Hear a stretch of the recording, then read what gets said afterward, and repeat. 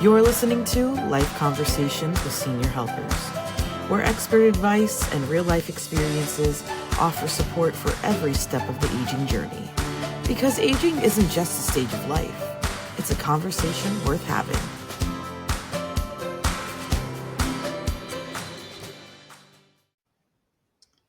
Well, hello everyone. Welcome to our next episode of Life Conversations. I'm joined by Christina Chartrand. Christina, very excited to be recording another episode. I know. It's been a while too. It So has. It's very been a minute. excited. Yeah. What's going on hmm over on your side of the world, over on the East Coast? Anything happening? Oh, well, we're having fabulous weather and it's spring break right now. So everybody's in Sarasota. Oh, It's wow. vacation time. We're actually So having, lots of traffic, but the weather's great and it's fun to see all the people that are from different parts of the country come and visit Sarasota, Florida. So it's been good. How about you? yeah, it's been over here in Houston. Now, we are rooting for the U of H Cougars tonight. We'll Oh, see yes, that's whenever this true. episode Yes, airs. They will either be yes. champions or, you know, nobody I remembers think number I'm two. not understanding why March Madness goes into April Yeah, anymore. that's It's like true. You're right. Yeah, we'll it's see. become such a thing. Yeah, So I'm almost ready for it to be done, but yeah. I'm actually Florida, so I'm There rooting you for you. go. Yep, yep. Yeah, So we're going go against each other Gators. tonight. Yes. And it's been unseasonably cool over here in Houston. So it Mm. was like in the 40s last night. So, Oh, yeah, yeah, we've been good. yeah. Beautiful. Well, very excited for our episode today.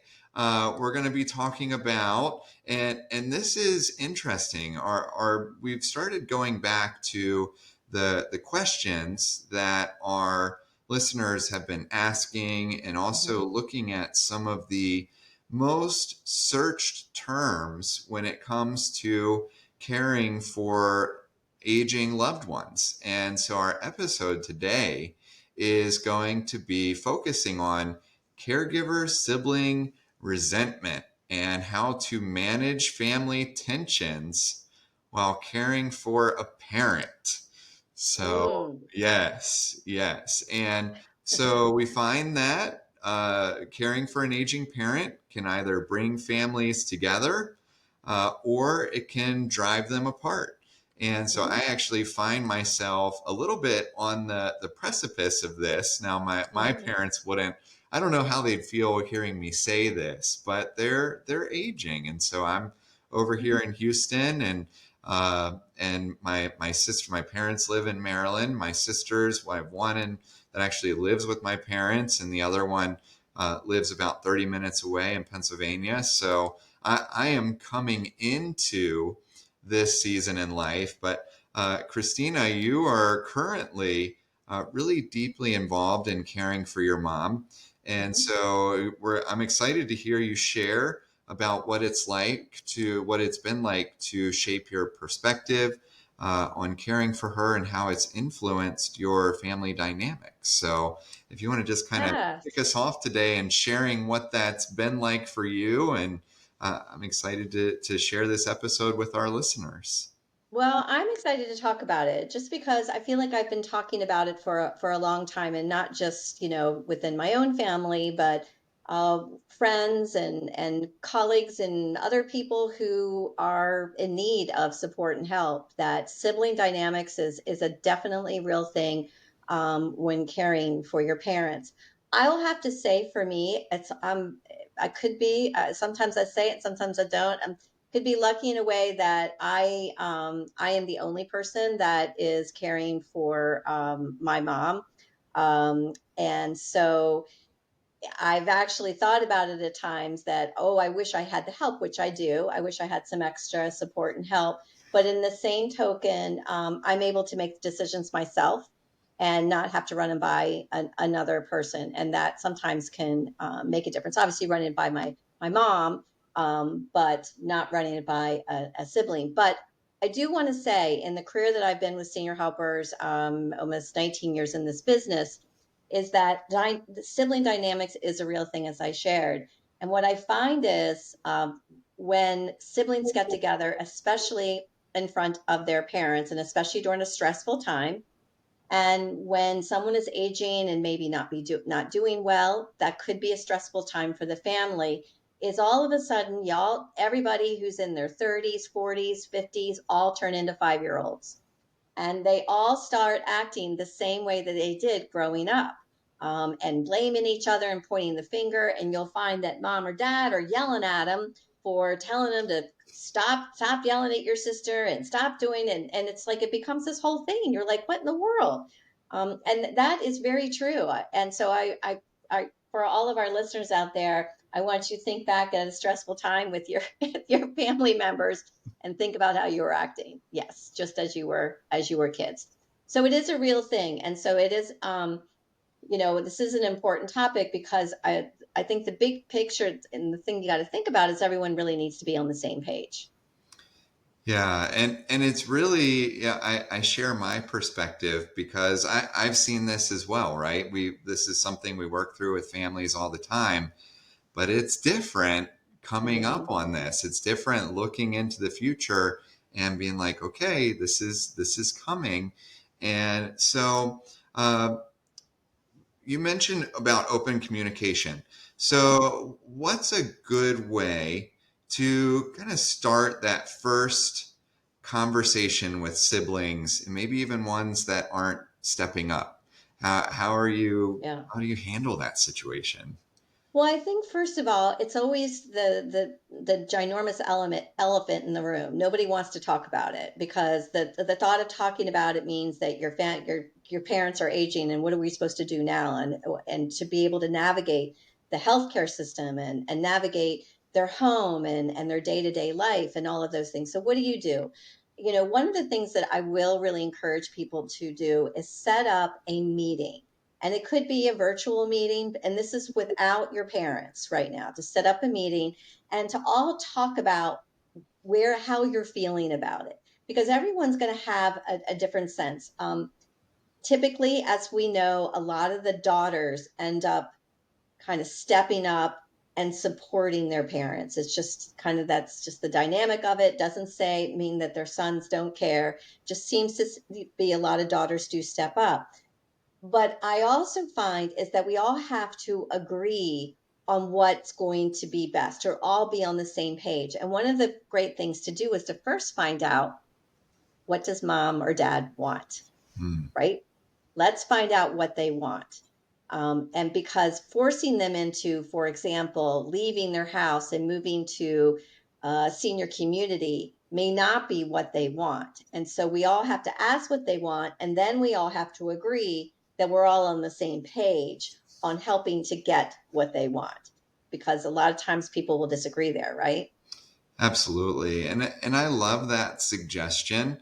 One of the interesting things for me is being a 3 hour flight or a 20-hour drive from Mm-hmm. my family is it's almost like I feel kind of helpless. And we do. We see Mm-hmm. it's the exact same thing that's going to play out in my family is that my sisters are right there. You're Yeah. going to have adult daughters that are going to be primary caregivers. And so it's almost like uh, being far away, I feel kind of helpless. So Yeah. scheduling that meeting with my sisters and saying, hey, I want to support. How can I support even though I'm this far away? What do you need? What can I provide, and what are your expectations? Because I don't want them to be sitting up there saying, well, David lives 20 hours away, he doesn't do anything. Right. And then feeling that guilt, and then it potentially drives a wedge between us. And the thing is, sometimes, especially in the day to day, like if they are really supporting it and helping your parents, is that when you come in once every 6 months, you're coming in on a white horse with, hi, hello, everyone. And they're all like, really? Right? Great. You're going to go in, hang out, take mom to dinner, and then you're going to leave. And Mm, I am back to where we were before. mm. So I think part of it is like, yes, you still want to go in, but you've got to go in with their rules and understand what they've done versus going in and trying to or wanting to make some big changes in there. So it is hard. It's not, it's definitely not easy, but I think for you, just asking the question, what do you need from me? What can I do? Is it a phone call supporting everything that you've just said? Is that going to be helpful? Is it financially? You could use some support financially. So, be contributing that way could be helpful. Do you have a vacation coming up where I could come in? I'll work around and I'll come in on that vacation time so that you feel comfortable going with your family and getting away. What are some things that I can do to make this better? Because it's not just about, I think we've always got to think about all the different dynamics in it.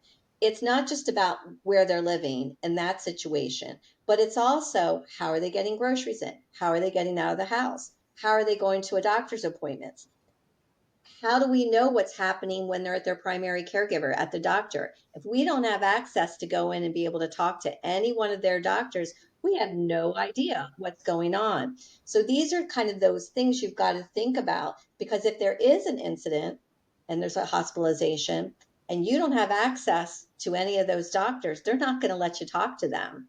And that's a really tough place to be especially when you're trying to navigate the healthcare system. So let's say that, and this happens often, we see this all the time, that people start feeling guilty and Mm-hmm. asking for additional help. Mm-hmm. What do we do in those situations? And have you felt this yourself and feeling that guilt? Yes. And so what helped you to move past that? How did you address that? That's a great question because, yes, when I moved, my husband and I moved to Florida 9 years ago. I felt a lot of guilt. I did, but I knew it was the right thing for us and our family. Would I have wanted my mom to come? Yes, but she didn't want to, and I have to be obviously respectful for her decision and not force her or make her, like, that was her decision and not to go. But I felt very guilty, and I feel, and I probably still have some to today of feeling, a little bit guilty. But there are definitely things that I've put in place, and there's a couple things that I'll say is that one is just checking in on a regular basis. For me, it's doing special things once in a while. I'll just send stuff, like just send something to her. We do have a caregiver that comes in twice a week. And that is a huge peace of mind for me. But, one of the things that I had a recent conversation with my mom last time I was there, probably about 3 or 4 weeks ago, and I told her how I felt. I told her that I felt guilty. I told her that and she was like, "Oh my gosh, do not feel that way." Like, it was a good conversation to talk through some of this. So you're one of the pieces of advice I'll give everyone is you are still a daughter, you are still a son. And so tell them how you feel. Don't feel like you've got to do this role reversal thing and you've got to go and, be in charge of everything. Ask them how they feel, right? But let's be respectful for how long they've been living and their choices and what they want. And I find we do better, mom and I do better when I'm a daughter and not a caregiver. Mm. And so I really focus on, when we do spend time together, as I try to focus on quality time and being a daughter. What about, let's say that we have a family, let's say somebody is listening Mm-hmm. and they've been going through that tense time, that they've kind of fallen apart, that wedge has been driven. Have you seen people make a comeback from that?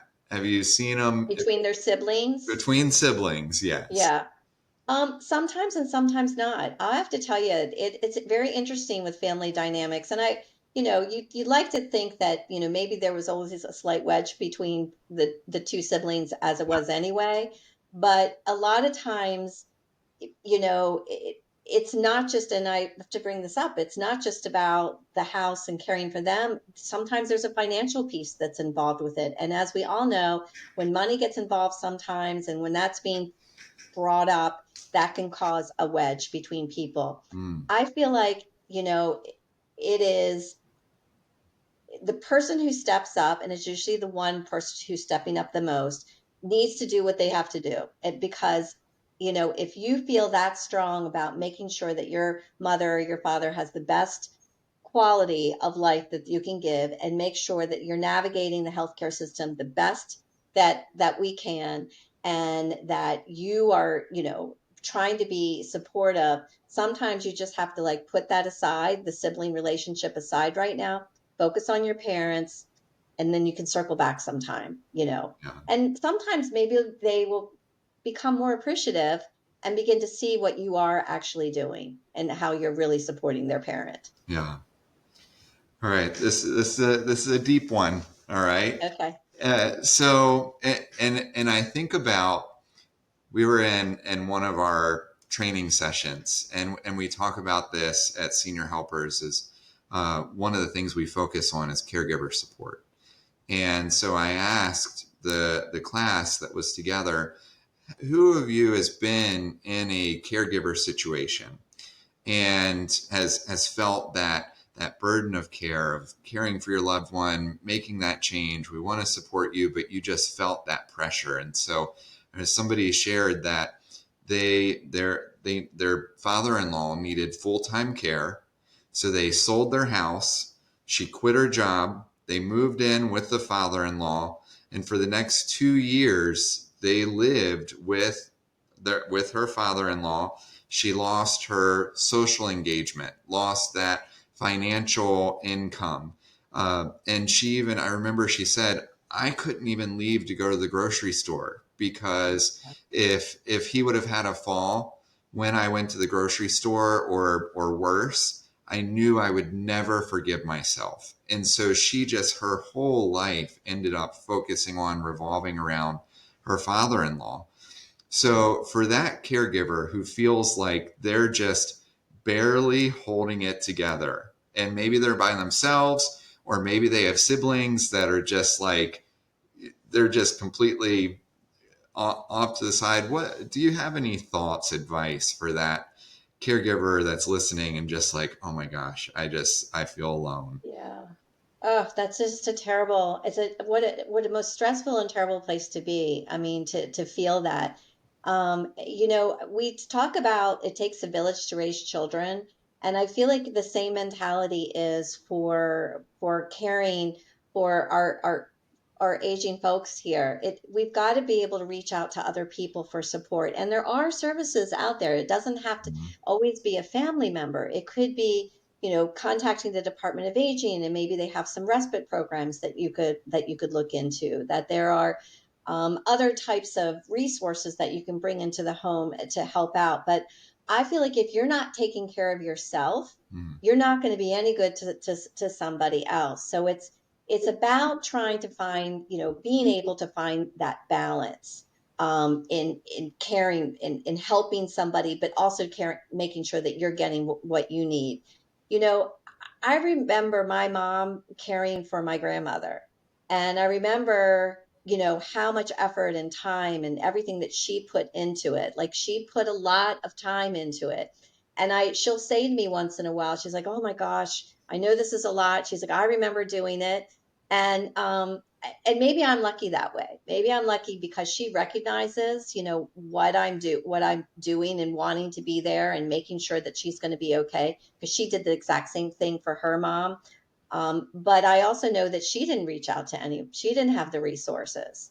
And so I feel like you've got to make sure you get some people around you at your church, you're somewhere in your community, because if you're not taking care of you, you are going to be no good to the person that you're caring for. That's such great advice. I love that. Well, Christina, do you have any parting thoughts for us as we wrap up our episode today?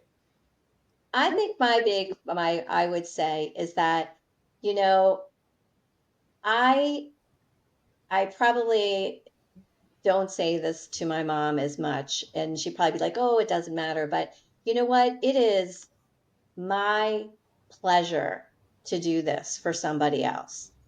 All the things that she's done for me and to where I am today, I think because of her. So, for me to be able to give back and help her, it's everything. Yeah, awesome. Well, thank you so much, Christina. This was a really fun episode, and we're so glad and appreciative to our listeners that are joining. Absolutely. We hope that you found some great advice in this. And on our next episode, we're going to be talking about some senior discounts, some opportunities that our older adults for memberships, for travel and leisure, groceries, eating out. We'll be sharing some of those discounts that you may not be aware of, and some ways to save some money and enjoy It's awesome. quality I of life. can't wait to hear about all of them. I know. Can't wait to share. All right. Thank you, everyone, for joining us on Life Conversations. We'll see you again soon. This has been Life Conversations with Senior Helpers. Thanks for listening. If you enjoyed this episode, be sure to follow the show, leave us a positive review on your favorite streaming platform, and share it with someone who may benefit.